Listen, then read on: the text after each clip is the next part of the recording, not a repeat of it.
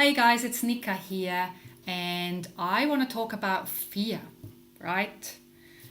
Fear is crippling us from showing up, from serving our tribe, from actually being out there and changing people's lives, right? I'm a woman, so I know as a woman how devastating it can feel for you personally and for your business to actually being caught in that devastating fear, in that crippling fear that is stopping you from being out there and doing the best that you can. So I want to talk to you about the three biggest fears that have stopped me in my business from showing up and changing people's lives in a big, massive way until I've actually learned how to work with these fears and eliminate them from my life. I would say 99% of the time. All right, so there are days when I still struggle with these fears, but I now have tools and am able to work with these fears very quickly and bust through them and actually get rid of them all over again. So the first fear is validation. I can't remember. I think the first time I started seeking validation was in my late teenage years or maybe my middle teenage years, because I had very strict parents. My parents were very strong personalities, and I remember that I never felt validated enough by them. And so I developed this seeking personality, always seeking validation from others, never quite feeling that I was good enough to be the way I was naturally, with all my quirky bits, with my mistakes, with the way I was showing up. I always seeked validation, and the moment I stopped seeking validation is when I stopped looking for other people for validation. I simply gave myself permission that I was good enough. I gave myself permission, and you know what? The moment I did that, I stopped needing validation from other people, because I know deep in my heart and soul that I am good enough. I am freaking awesome at what I do. I am bloody amazing. I am a genius as a copywriter. I am a genius as a coach. I know that I inspire people. I motivate them to get shit done and to get results. And my work with my clients is proving that this is what's going on. But even if I didn't work with clients, I know that I'm good enough. I don't need validation from you or anyone else, because I have found that peace within me, that space within me that allows me to tap in my genius and show up authentically, and knowing that I am good enough and that nobody in the world can tell me anything else, right? So you need to find that space by giving yourself permission to just be good enough. And you know what? When you do that, you are. And you can show up from a deeper self-love, from a deeper self-respect. And that is infectious.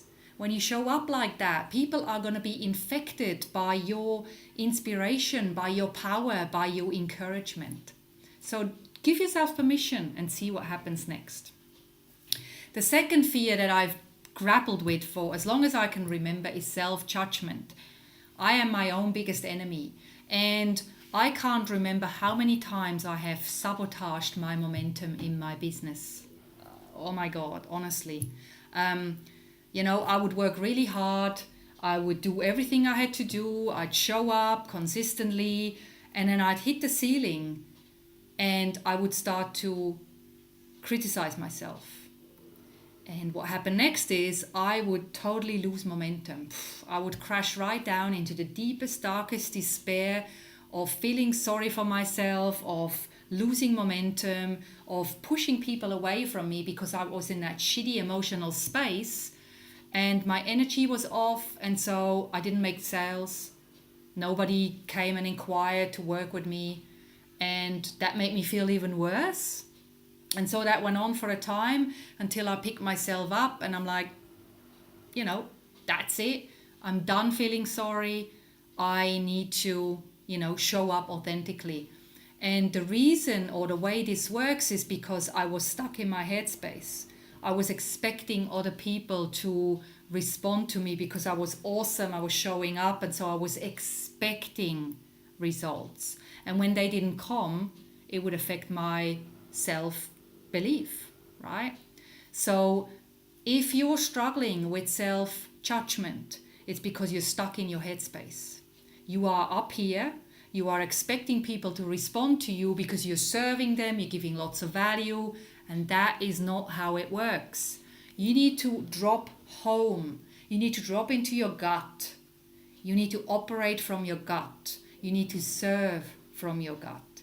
This is where your genius lives. This is where you live in flow. This is where you operate and serve in flow. And this is where you become infectious for other people.